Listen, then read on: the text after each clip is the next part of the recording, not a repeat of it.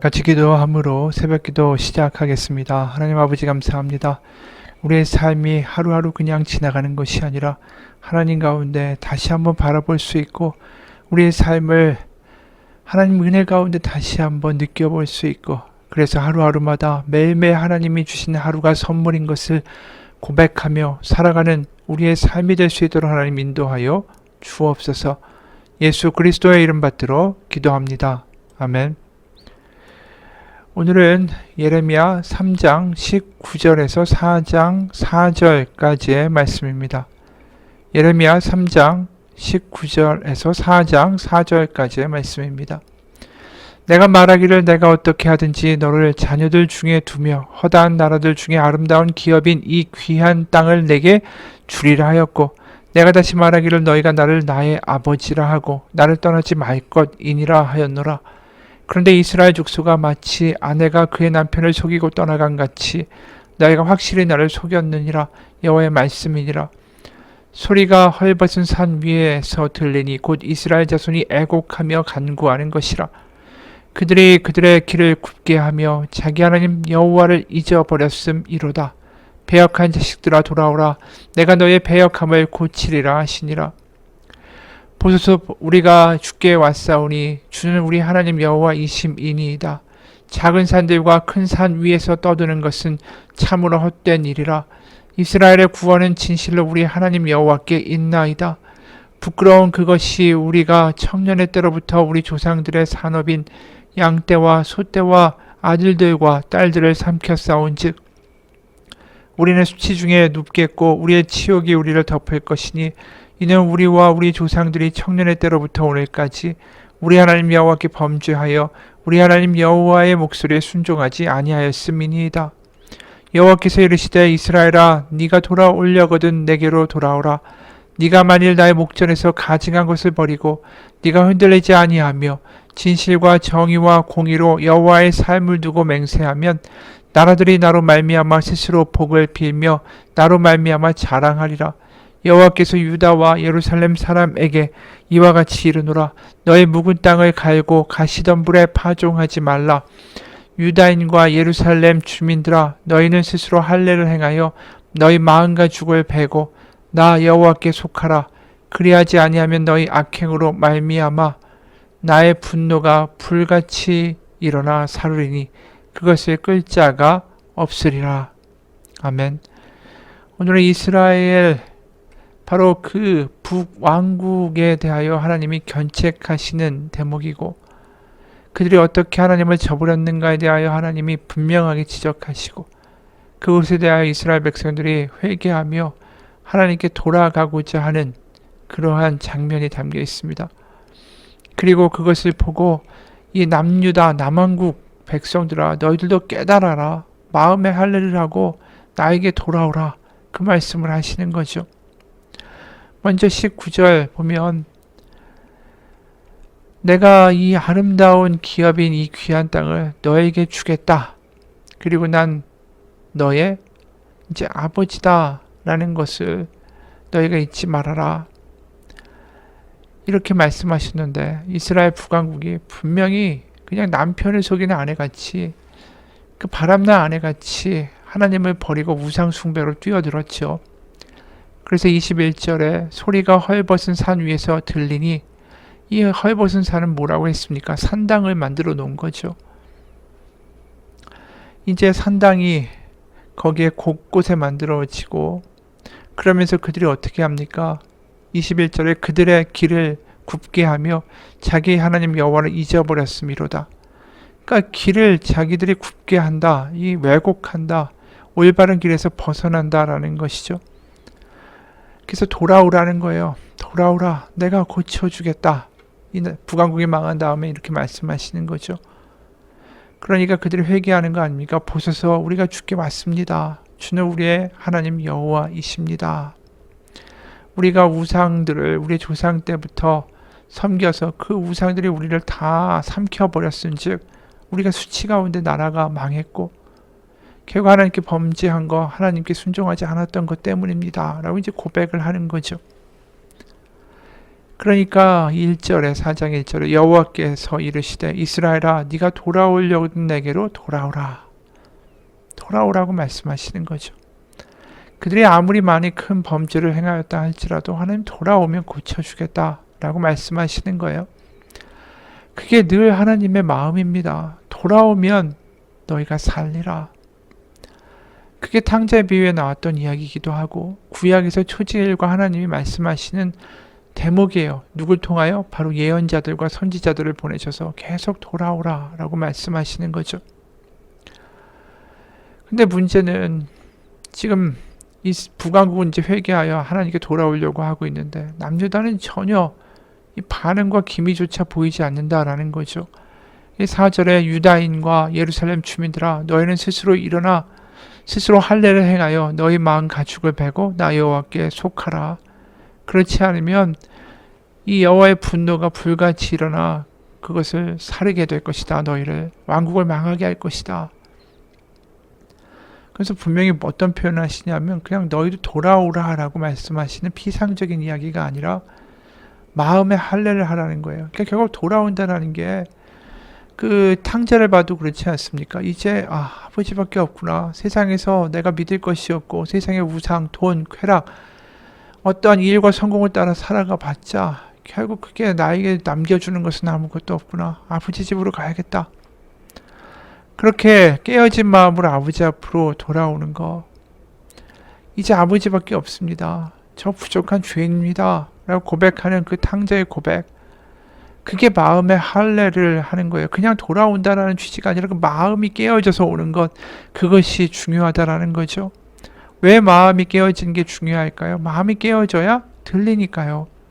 이제 아버지의 말이 나를 부려먹고 나를 어떻게 이용하기 위한 아버지의 말이 아니라 귀찮은 말이 아니라 바로 나를 위해서 나를 살리기 위해서 하셨던 말씀이구나를 이제 깨닫게 되고 아버지의 말 한마디 한마디가 나를 사랑해서 나를 위해서 하는 말이구나라는 게 들려지기 시작한 거 아닙니까?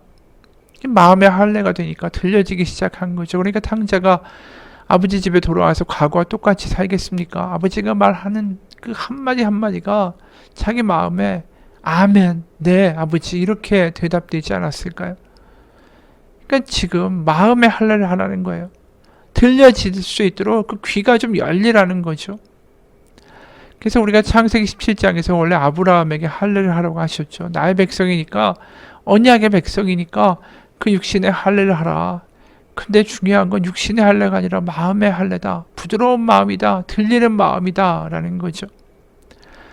그래서 이 마음의 할례라는 표현을 다른 말로 하면 부드러운 마음이 된다. 들리는 마음이 된다. 이렇게 바꿀 수가 있어요.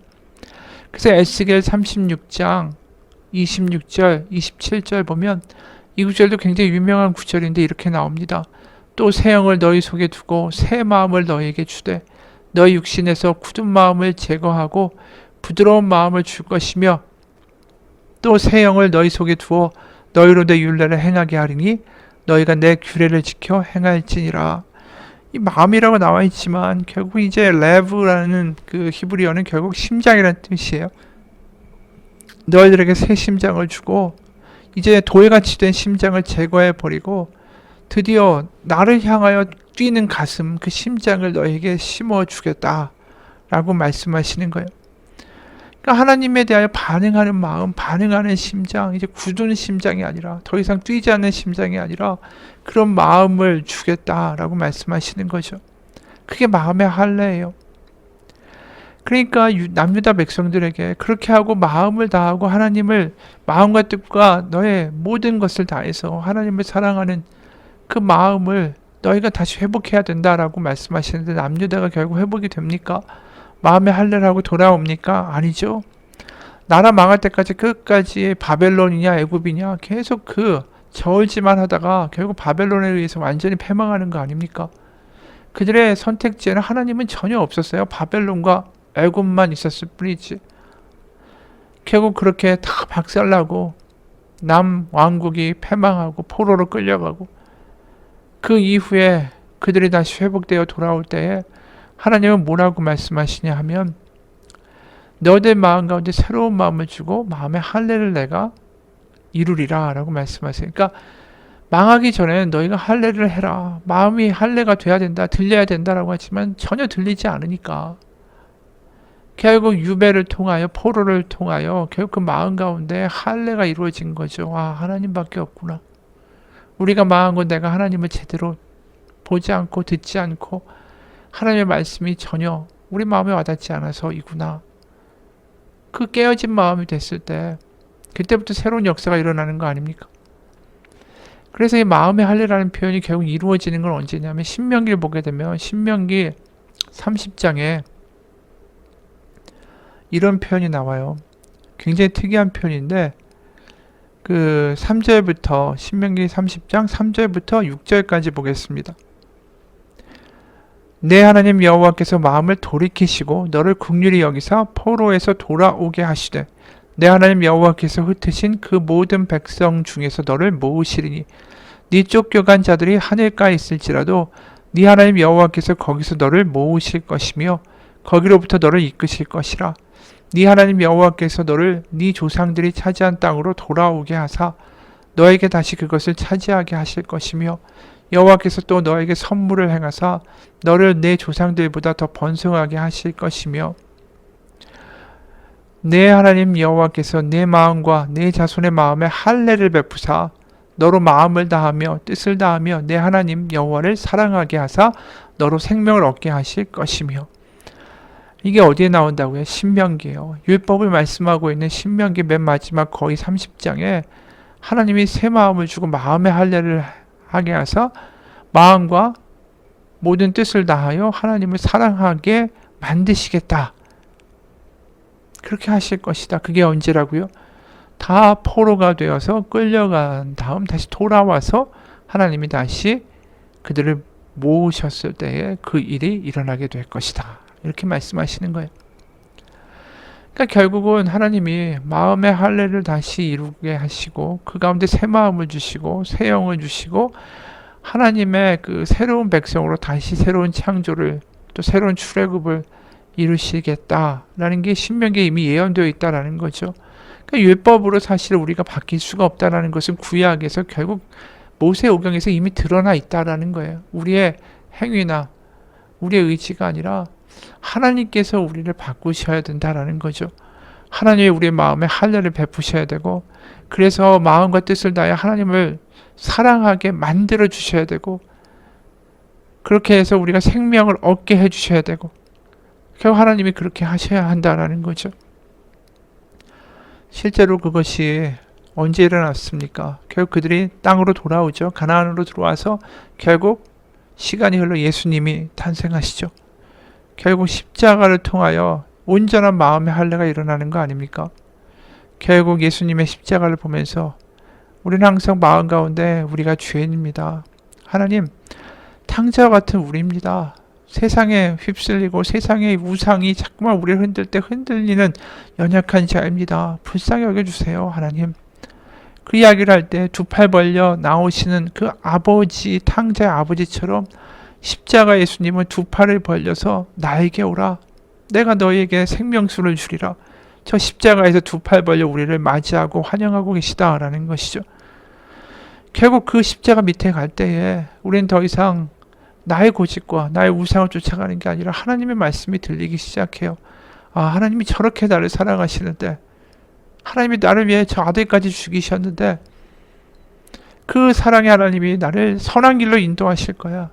그래 하나님이 나를 향한 선한 계획을 갖고 계실 거야. 그래 하나님의 말씀이 답이야. 그래 하나님의 말씀이 진리야. 이 고백이 우리 가운데 터져나올 수 있다는 거죠. 마음이 열리고 들리기 시작하고 십자가에 우리의 마음이 깨어지고 이게 마음의 할례 아니겠습니까? 그 마음의 할례가 일어나는 사람들은 항상 하나님의 말씀이 들릴 수밖에 없어요. 하나님이 율법을 주시면서 이미 말씀하시잖아요. 너희가 나를 사랑하게 만들 거야. 마음의 할례를 내가 만들어낼 거야. 결국 오늘 남유다가 망하고 북왕국이 망하는 게 하나님의 어떤 분노로 말미암아 완전한 진멸을 의미하지 않는다라는 걸 이미 신명기에서 우리가 알게 돼요. 하나님이 치셨으나 싸매실 것이고 아프게 하셨으나 고치셔서 더 장성한 믿음으로 더 하나님의 자녀로 그들을 양육하고 기르실 것이다 라는 것을 이미 우리는 신명기에서 보게 된다라는 것이죠. 결국 우리가 마음의 할례를 한다. 하나님의 은혜로 살아간다. 하나님의 자녀로 살아간다. 하나님의 백성으로 살아간다. 이게 얼마나 중요한 일인지 모릅니다. 우리가 살아가는 이 세대가 남유다가 살아가고 있는 그 환경과 다를 바가 없습니다. 지금 우리가 그러지 않습니까? 우리나라가 미국을 따라가야 되느냐? 중국을 따라가야 되느냐? 가운데 껴가지고 계속 그거 가지고 이야기하지 않습니까? 남유다가 애굽을 따라가야 되느냐? 바벨론을 따라가야 되느냐? 뭐가 다릅니까? 우리 개인적으로는 마찬가지죠. 나는 이 사람의 말을 들어야 하는가? 아니면 돈을 따라가야 하는가? 아니면 무엇을 따라가야 하는가? 계속해서 그 양다리에 있을 때 우리가 마음의 할례가 필요한 거예요. 우리 마음 가운데 혼란 있고 복잡하고 모든 것들이 두서가 없을 때 우리에게 필요한 건 마음의 할례입니다. 마음의 할례를 이루어 주리라. 새 마음을 주리라. 네가 나를 사랑하게 만들리라는 하나님의 결단이 십자가에 있습니다. 지금도 십자가에 나아가면 우리 하나님의 말씀이 들리기 시작할 거예요. 왜 말씀이 저 읽어도 아무것도 와닿지 않습니까? 왜 말씀이 저에게는 꾼숭이 같지 않습니까? 십자가에 나아가 하나님 저 부족합니다. 저 돌아왔습니다. 하나님 아버지 저 부족한 자녀인데 다시 하나님을 아빠라고 부르며 왔사오니 저를 받아주옵소서. 이 마음을 가지고 말씀을 읽기 시작하고 이 말씀을 가지고 기도하기 시작하고 그러다 보면 우리 가운데 하나님의 음성이 또 하나님의 사랑이 하나님의 인도하심이 하나님의 살아계심이 우리 가운데 경험될 거라고 믿습니다. 같이 기도하겠습니다. 하나님 아버지, 하나님을 믿는다라는 것은 우리의 삶에서 살아계신 하나님을 맛보아 아는 것입니다. 하나님의 말씀이 과거의 약속이 아니고 나를 향한 하나님의 약속인 것을 믿으며 살아가며 경험하고 간증하는 우리의 인생이 되게 도와주옵소서. 하나님의 말씀이 들려져서 우리의 삶 가운데 더 이상 누구를 따라가야 하고 누구를 섬겨야 하고 어떤 길이 좋고 어떤 게 나쁘고 저울질하는 것은 멈추고 하나님의 말씀이 들리는 그래서 복된 인생으로 하나님의 선한 길로 우리를 인도하여 주옵소서. 예수님 이름 받들어 기도합니다. 아멘. 하늘에 계신 우리 아버지, 아버지의 이름을 거룩하게 하시며 아버지의 나라가 오게 하시며 아버지의 뜻이 하늘에서와 같이 땅에서도 이루어지게 하소서. 오늘 우리에게 일용할 양식을 주시고 우리가 우리에게 잘못한 사람을 용서하여 준 것 같이 우리 죄를 용서하여 주시고 우리 시험에 빠지지 않게 하시고 악에서 구하소서. 나라와 권능과 영광이 영원히 아버지의 것입니다. 아멘.